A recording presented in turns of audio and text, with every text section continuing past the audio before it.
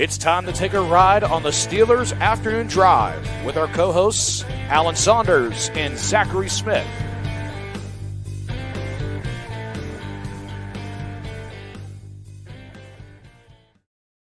Get in the van. We're doing from our Steelers Afternoon Drive. I'm Zachary Smith. That is Alan Saunders. Alan, how are we feeling? Feeling good. Feeling good. Tomlin Tuesday. We've got lots to talk about. I wrote a big column today. Got some businessy side of the business meetings to attend to this evening. Mm-hmm. So I am in my car, but will not be taking an afternoon ride today. A stationary. Volkswagen experience for us. Mm-hmm. To be honest, this isn't related, but I feel like I got to bring it up. I know that the people are going to be like, are they going to mention this on there? In 2025, I was not expecting to see a Russell Wilson clapback. I just switched tabs here from Twitter to StreamYard and StreamYard back to Twitter for a second, and it was front and center on my screen again. What the heck happened there? I mean, I know what Sean Payton said and why Russell Wilson responded, but like, I'm surprised that Russell Wilson said anything. Well, first of all, do not invite Sean Payton and Russell Wilson to the same party. That's clear. Second of all, the man says nothing interesting at all the entire year he's here. Like, well, mm-hmm. What did I do? Like, come on. Like, you couldn't throw us a ball. You couldn't. Jeez. Where was this last year? You know, mm-hmm. We needed this. Yeah. Now I want to know what he thinks about Arthur Smith, though, because. If Artie, at least they're keeping publicly. At least they're keeping that feud under wraps. Closed door. Yeah. But all right, we're back to Tomlin Tuesdays as scheduled here. It's been a while actually since we had one because like they had the bye week and then ended up playing on a Thursday following the Sunday game, so it wasn't a Tomlin Tuesday. So it's been a little bit since we had a Tomlin Tuesday. And the first thing you said to me when you joined was there was a lot coming out of this, Alan, you felt like. So I don't know where you actually, we typically start with the injury, so I guess we can start there and then see where we take it from there. Optimistic on the Calvin Austin front, rolled Miles Killebrew out for the rest of the season, and then a lot to sprinkle in there beyond that. What else do we got? Yeah, Malik Harrison, who did return to practice last week, is possible to play this week. I'd probably say probable for Calvin Austin and questionable for him. I don't know how much they really feel like they're going to need him for this game, but I guess we'll see. They've been playing Cole Holcomb a good bit, and I think he's been doing pretty well, so we'll see there. And then Corey Trice, he also mentioned as a player who's close to returning to health. I'll be honest, I'm not sure how injured Corey Trice ever was, at least not since he was put on the injured reserve. I think if they wanted Corey Trice to play this week, that wouldn't be a big deal, but I don't know where you put him on the roster. I think that's probably the bigger issue than his health at this point. And then one transaction, Logan Woodside released from the practice squad. So that tells me that one of the quarterbacks, I think probably Will Howard, is close to being ready to return and will probably practice this week. I did see on Twitter earlier, someone said they got to get Will Howard in there for those practice reps. I don't think Logan Woodside has taken a single rep since he's been on the roster. Yeah. So, I mean, other than like scout team, like I'm talking about like of anything that would be of any import to his ability to play quarterback for the Pittsburgh Steelers, I don't think he's taking a single rep. So, how many, I guess, good question here that just kind of popped in my mind. How many reps are we actually seeing Aaron take throughout the week? Is it a good bit more than, really? Okay. Are you surprised by that? A little bit, yeah. Okay. I mean, compared to like late career Ben, it's a big difference. It's a lot more. Now, part of that is he's new to the offense, right? So, Ben been playing with Randy Fichtner for 10 years. Like, he didn't need to learn anything, whereas this group still getting to know one another. But it does seem like Aaron practices a lot. I don't think he's had a single day off since the start of the season. Yeah, he's not listed on when they do like those the resting vets. And even then, like, he's taken every rep, like with the first team. Like, I mean, they do like flip them. So like they'll have like Rudolph out there with the first team offensive line and the second team receivers just to get guys used to playing with each other, but like I have not seen like him take a half a day off or anything like that or reduce his reps compared to other first teamers on the team. He seems like he's out there all the time. So I mean, there's barely any reps for Mason Rudolph, let alone for somebody else beyond that. So I wouldn't expect that like this is going to be some kind of big thing for Will Howard, but better than being on the IR, I guess. Sure. Absolutely. Two things that I wanted to bring up injury wise there, kind of digging more. You mentioned the Harrison thing. I know very different role, but like special teams body, special teams, I guess position open, if you will, with Miles Killebrew being out for the season. Do you think that would be a reason to get him back in there? And who is going to take that role as like the personal protector of Corliss Waitman, if you will? Well, I think it was Kenny Gainwell in the first game, and then it was Jabril Peppers last game. I thought he did a nice job. We'll see how that goes. I think Pepper's probably a little bit more suited for that just because of his size. But yeah, I think Malik Harrison could just be a special teamer for them. He played a lot of special teams for the Ravens. Again, the question is just where do you want to make a roster spot and how? Really. And then with Corey Trice, it's interesting because I agree because like we can talk about the secondary a lot more, right? And the issues with like the starters, but like the problems haven't been with the CB 4 and 5, Eccles and Pierre. Like they've kind of exceeded expectations. So like it is kind of hard to as wild as that sounds, it's kind of hard to find a spot for him because I mean, absent of something drastic like benching a Darius Slay or something like that, I don't know where you find the reps for him. Not just benching. I mean, you got to get him on the roster. Who do you cut? Yeah. I don't know. You think Darius Slay potentially gonna push to try to get back to Philly? I mean, all the cool kids are doing it. Yeah, Brandon Graham rejoining that's wild. Sure. You know, I don't know how I mean, obviously, like they need as much help as possible at edge, so like I get it. But like you make this big fuss about retiring, this emotional thing, have a ceremony and everything like that, and then 6 games into the season, next season, you're back anyway. I always felt like if I had been an athlete, I would retire like 9 times and just like retire and then like halfway through the season be like, all right, now that all like the hard work's done and I only got to play like 7 or 8 games, I'm in for that. Like I'll do that. I remember, I mean, obviously very different sports, but like Brian Trottier did that. 91 wins the Stanley Cup with the Penguins. Then like midway through the second, it retires, and midway through the second season, he's like, you know what? I could come back. And like, play 20 games, get my name in the cup again. Sure, why not? This team looks pretty good. Didn't have to do training camp or anything like that. Right. Skip training camp. Just show up in the mid-season, do your thing, get back out, rinse, repeat. Yeah. Be who you can afford to be if teams are going to allow you to do that and continue to do that. Absolutely. All right. So beyond injury stuff, what Tomlin had to say, I know there's a few things that you highlighted. The one that got a big pop out of me was talking about the grass. No clue who cuts his grass. Wasn't worried about the Acrisure playing surface going forward. I would say that is different from the fan base reaction that I've seen because they are worried about the playing surface going forward. I know that we had a conversation. I think we dedicated like 10 to 12 minutes talking about it, probably more than we should have talking about it.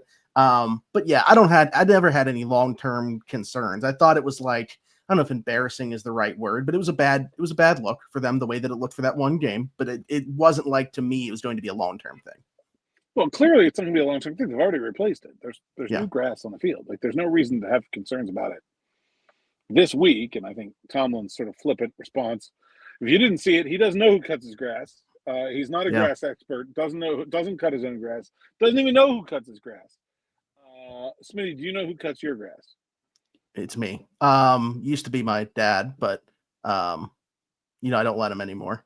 But I actually have a few buddies that own landscaping companies. So if Tomlin wants to know who cuts his grass, I want to know now. I did not care, but now I kind of want to know who cuts Mike Tomlin's grass.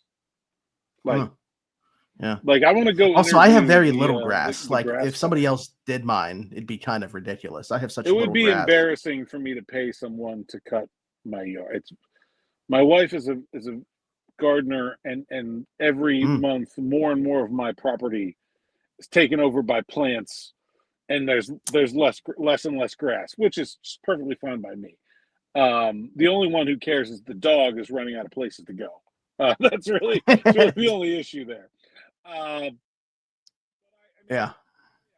There's no reason to have any concern about the playing surface. They changed the turf multiple times a year. They're good at it.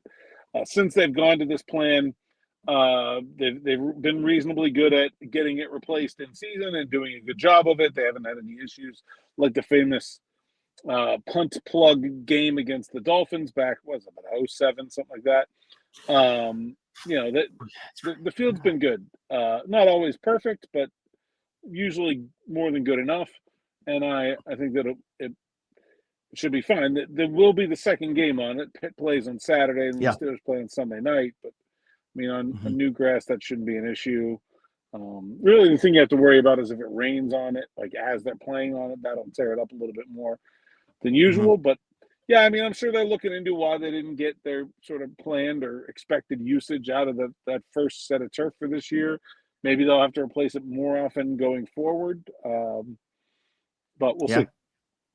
I am a little bit worried about the end zone. I mean, Mason Heinschel's been finding it so often. He might just tear that right up.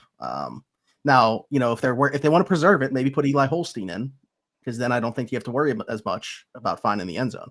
So, sorry, I got to take a little bit of it. I'm pulling a Sean Payton taking a rip at a quarterback here. But let's talk about the other thing that people actually legitimately, maybe the field stuff wasn't just, but people were legitimately upset about Nick Herbig's usage in this game.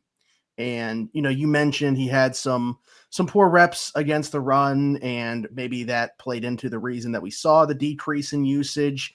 But this was a team that was, obviously having a bunch of success through the air. Herbig's been their most effective on a per snap basis in terms of a pass rusher. What he played 36% of the snaps in this one, somewhere in that range. What did Tomlin have to say about it? Did you feel like the answer was acceptable? What Tomlin had to say about it was we weren't stopping the run, and so you don't put Nick Herbig in when that's what you're worried about. It makes sense. I mean, I feel like, look, I've been high on Nick Herbig for a very long time. You actually pulled up that tweet from before. Yeah, resurfaced it before the 24 season. Yeah, that I said I think Nick Herbig's a future star, and I still believe that. But he is not a complete player right now. He is not very good against the run. The reason all of his stats look good on a per snap basis is because he gets hand-picked, obvious pass rushing downs. It is much easier to rush the passer when you don't have to worry about the run.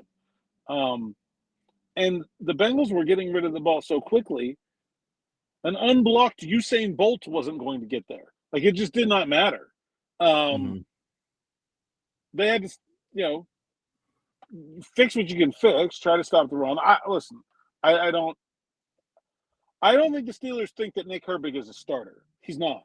He's a very good rotational backup. Like, I think the fan perception and the team perception of him is wildly different right now. And so you're going to get that. But, I mean, I don't think that had anything to do with them losing that. Like, I mean, the more Nick Herbig was not going to help. Yeah, I mean, I agree. What I will say, at least in my opinion, this was the first game where I felt like it was so noticeable, his deficiencies against the run, because it's certainly not the strength of his game. And I wouldn't consider him a great or necessarily even good run defender. I thought that he had, at least to this point in his career, punched above what I expected him to as a run defender. So which direction is this going to go from here? Based off his body of work, I would like to think that he doesn't have performances like that again against the run, and he'll be able to stay on the field in those situations if he has to. But again, like when you also have Alex Highsmith and TJ Watt, he doesn't have to in those situations, and you can just use him as a situational pass rusher. So while I think he's capable of playing more than he didn't have to in this game. Yeah, I don't think more Herbig was like an answer to something that was being asked of the Steelers defense. I don't think he would have helped their pass rush, and he probably would have made their run defense slightly worse. Speaking of more or less, I want to get to some statistics at some point that I've putting out over the last couple of days and just get your opinion on what you think of them. However, I do want to dedicate time here to the big thing that Tomlin talked about that you wrote about, which was not he had a lot of words to say in general about a lot of different things from this game. He continues to talk about, the turnovers being a big, and I'm not saying that they didn't swing the game in a direction. However, the offense with the performance that they have a hard time allocating that much blame to that side of the football and taking as much blame as he seemingly took away from the secondary, having very little to say about their performance. Yeah, I mean, he went on for 5 minutes about they're going to stop the run, which they do. Mm-hmm. You're not going to win very many road games with a -2 turnover differential. Very true. Highly penalized again, and most of those penalties were on the offense. But again, they scored 31 points. They take the lead with 2 minutes left. That should be a win when you're facing Joe Flacco and you have the highest paid defense in the league. The secondary was beyond abysmal. It was by far the number one problem with the team on Thursday night. And he just completely ignored that almost totally. I mean, he didn't bring it up on his own at all when he was talking about why he thought they lost the game. And then when he was directly asked about the secondary, he gave a one-sentence answer. Like, yeah, it hasn't lived up to my vision, but I'm not discouraged. I'm like, I mean, props to you for not being discouraged, but I think some discouragement might be prudent here. Yeah. Like, what? I don't. The secondary was, and the whole thing to me just smacks of him saying, like, well, we got to stop the run and then that'll fix all the other problems. And that is just not correct, like, at all. Not stopping the run was actually a symptom of the secondary problem, not the other way around. I look at a guy like Nick Herbig, who, like you said, usually pretty good against the run. Maybe not great, maybe not as good as his teammates, but usually pretty good, getting way out of his lane. And I'm like, that's a guy who's pressing, who's frustrated by what's happening in the defense around him, and he's trying to make a play. Yeah. And like that to me is the symptom of the big problem, which was they couldn't cover Jamar Chase even a little bit ever, under any circumstances, with anybody in any coverage. And I don't know how you fix that. So, I mean, look, maybe he just doesn't want to bring attention to a problem that he doesn't have an answer for, and there may not be an answer for it. I mean, that's a real statement, is that there may be no helping the secondary. I don't know. I mean, I think they can be a lot better than they were on Thursday night, but I mean, as far as like schematic answers, there may not be one. And so if you're the coach and you don't have an answer, maybe you just don't want to talk about that. I get it. But like, I felt like I watched a different game than the head coach. So I was going to ask you, especially in your perspective, like we've talked about this before, like Tomlin's not going to be truthful about everything. He's not going to give you guys much. But in your seat, how do you kind of take that, like knowing that actions speak louder than words at the end of the day? Or do you genuinely feel like that's how he feels about the performance? Like he doesn't see the same thing in terms of what's up with the secondary? Because it's one thing to not talk about it, but like the fact that it's such a common refrain from him about stopping the run being like this all important thing. And don't get me wrong, it is really important. He's not wrong about that. It is really important. Sure. But the fact that that's a common talking point for him, I wonder if he really does think that if they just stop the run, that game goes differently. Because I got to say, I think you take Chase Brown's 100 yards away, and I don't think the end of the result looks a whole heck of a lot different. Sure, there were some big plays there. Probably got him a couple field goals with some big runs. But, like, those plays were there to be Flacco throwing more, to me, just makes them more effective. Like, I don't think that would have helped. I genuinely don't know if they had to rush at any point in this game. If they had 0 rushing attempts, I wonder what this game looks like. I don't know that it looks any different. Very similarly to say that the Steelers, if they never threw the ball, probably win. Like, I mean, I don't think the Bengals ever needed to run. Sure, it's bad to give up 100 yards to a guy who doesn't have 50 all year. But, like, it's not why they lost that game. Mm-hmm. And it's not the big problem that game revealed with their entirety of their plan of their defense. And they've given up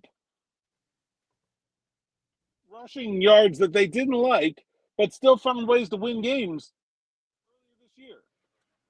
Yeah. I mean, Joe Flacco on 3rd and more than 7 was 3 of 5. 39 yards. Like, what are we doing here? Like, last drive, they're throwing then. Like, the whole point of saying, like, stop the run, then you get them in obvious passing situations. They stunk in obvious passing situations out loud. They were awful. Mm-hmm. 3 passes from Flacco, 2 of them, the coverage was non-competitive. I mean, really, the third one was, I guess Ramsey got close, but, like, you knew they're throwing there. The last one they theoretically could have run, but, like, yeah, I just don't think that explanation is even believable, let alone correct. Mm-hmm. Yeah, I don't want it to happen, obviously, but depending on how Sunday goes, I'm curious how much more he gets pressed if that secondary does go out and have another performance like that. Because it's not like they've had performances that weren't great before that this season, and you could chalk it up to like, oh, a bunch of new pieces, whatever, stuff like that. But like that Jets offense, which we can talk about that in a second as well. Russ was not the only quarterback that had something poorly said about him by somebody else in an organization that he's either currently or was with. It's not like this secondary was lighting it up before this game and it's a one-game performance. No.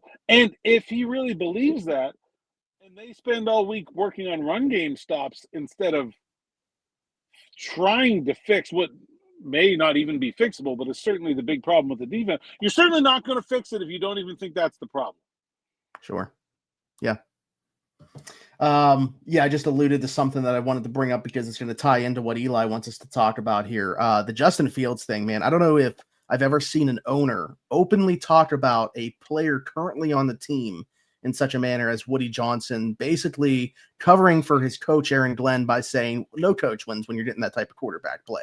That is a wild thing to say about the quarterback that you just gave $40 million to, $30 million of which guaranteed. I don't know what to make of the Jets. They're a disaster. They always have been, probably always will be at this point. They're just one of those organizations. I felt like either anyway, coming into the season, they would be a team that would be in the market for a quarterback along with the Steelers in the 26th draft. But Eli's question here, and you can talk about the Fields thing a little bit specifically if you want, along with answering this, said, do you think the Steelers still have a chance to get inside the top 10 to take a quarterback, given that the Dolphins, Browns, Jets, and Raiders will all be in the QB market and pick higher, possibly New Orleans, Arizona, and LA too, depending on what they decide to do about quarterback? Yeah, so, first of all, Woody Johnson throwing his quarterback under the bus to prop up his head coach, which the only reason anybody's asking about the head coach is you. Would we be asking Art Rooney about the head coach if he was 0-6 in his first season? 0-7? Yeah, 0-7. Like the Steelers could hire a new coach and he could lose every game his whole first season and then go 0-7 in the second season, and they wouldn't really be thinking about firing him. The reason they're asking about Aaron Glenn is they know this guy has a short fuse that is probably about to blow on somebody, and so then they're lined up. I guess credit to him for sticking with the coach this time, but instead unloads on his own quarterback. Like, the problem is the owner, and that's why you feel the way you do about the New York Jets. Yeah. And you can say the same thing about a lot of other franchises. Can the Steelers get in the top 10? Sure. Absolutely. No doubt in my mind. You got plenty of teams that are going to be up there that don't need a quarterback. Do you think that's can and will, I think, are two different things. Do you think that that's where they feel like they need to? It's hard to say because we don't even know, what the quarterback class is going to fully look like. We're just looking at the picture right now. But the only reason I say that is because yesterday you mentioned like thinking that they don't want to give up a future first. Yes, obviously, like future day twos along with current day twos and the current one would certainly be in play, but thinking that, they don't want to touch that 2027 first. That's why I asked, like, how far up you think that they want to get. I think they can get to 10 anyway. I don't think they probably feel like they need to go much further than that. I don't think they want to get into the top 5, for example. But I don't. I mean, the whole point of targeting a deep quarterback class is that you're expecting some good players to get pushed down into the middle of the first round. Look at Mahomes, right? I mean, he goes 10. If Mahomes was in last year's draft class, he'd have been number 1. Yes. And so, that's what you're targeting here, is the idea that they're not trying to get the best quarterback in this class. They're just trying to get one of the really good ones that'll be in their range. That doesn't always happen. So, yeah, I think 10 is very much in play. It'd be a big move up, but I think they're ready for it.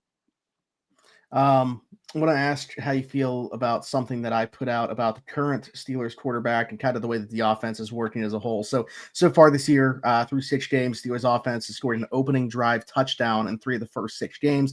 You look at the 3 seasons since Ben Roethlisberger previous to this. 2024, they did it 0 times. 2023, also 3 times. 2022, 2 times. But even Aaron, on his own independently, the one full season that he had to play with the Jets, only did that twice. Last 2 years in Green Bay, 2022, he did it once. 2021, did it 3 times. So really not something that Aaron has had a ton of success getting going early in games either since 2020. Obviously, Aaron was a great player. It's easy to say that if he would have been here early in his career, it's not like it wouldn't have been successful. But I just think that kind of coincides with the idea, like, right time, right fit for the Steelers and Aaron Rodgers to make this happen. And it's kind of been what the doctor ordered for both parties at this stage of both the team and also Aaron's career. Yeah, I think the marriage between Aaron Rodgers, Arthur Smith, and the Steelers' offensive philosophy has gone very well. Aaron was he went to New York with the expectation that he was going to be the savior. They catered to him in a significant way. They ran his offense. They hired his buddy as coach. They threw the ball a lot. They hired his friends as wide receivers. And it didn't work. And I give Aaron an enormous amount of credit for deciding that for his last act, he didn't want to do that again. He wanted to go be a part of something instead of being the central orbit of something. And I think he's been a really good part. And honestly, I think we should be revisiting him saying he doesn't want to play more than 1 more year, because I think it'd be crazy to hang it up right now. He looks great. I think he could do this for a while. What the Steelers are asking him to do is not especially taxing. It's not especially physically demanding. It's get guys lined up right, get the offense in the right play, make the smart read, take care of the ball, take care of yourself. He can do that for a while. I feel like this has rejuvenated his love for the game. A place like the Jets where they lose every year and they've known nothing but losing, that can be really draining on your day-to-day. I don't know what the right word is. Your vibes, your how you feel. And Aaron seems like he's a person that's really in touch with his feelings, and that's something that it's very easy to imagine that affecting you, right? To go through 2 years of losing with the New York Jets and say, I don't know if I want to do this very much longer. And it's also really easy to see one season with the Pittsburgh Steelers and saying, oh, this is what this is like. Now I remember. And it's been great. I'm excited to watch him go play the Packers. I think it's going to be a lot of fun. Not sure how it's going to go. I'm not saying I love the Steelers' chances, but I know he'll want to put on a performance for that game. He's agreed to talk to the Packers media, which is very rare. I haven't talked to a visiting player the week of a game, I think maybe since before COVID. It almost never happens. Well, it used to be regular. It used to be you'd get the visiting head coach and the quarterback every week, but that's really Devin Bush didn't want to talk to Pittsburgh media when he's been an opposing player? No, shockingly, and not even like guys that Yeah. forget. I mean, obviously Devin Bush doesn't want to talk about the Steelers, but James Conner, for example, like you would, surely no, everybody would have liked to write that story. Like even that stuff doesn't happen. Interesting. Okay. Yeah, and but even if Aaron's coming back, I don't know where your thought was with that, but like to me, especially because I think we've seen the benefit of a quarterback sitting for a little bit, that transition's a lot harder now with the way that they play at the college level. Like to me, I'm still drafting a guy and letting him sit behind Aaron. And of course, Aaron has to be okay with that. Like, does he want to come back if they know that that's a big question. Quarterback? And so there's a lot of pieces going into that. The other thing that I wanted to bring up real quick right before we get out of here was something about Jaylen Warren. Do you feel like there is kind of like a magic number of touches in your head that Jaylen Warren should get per game? No. I mean, I think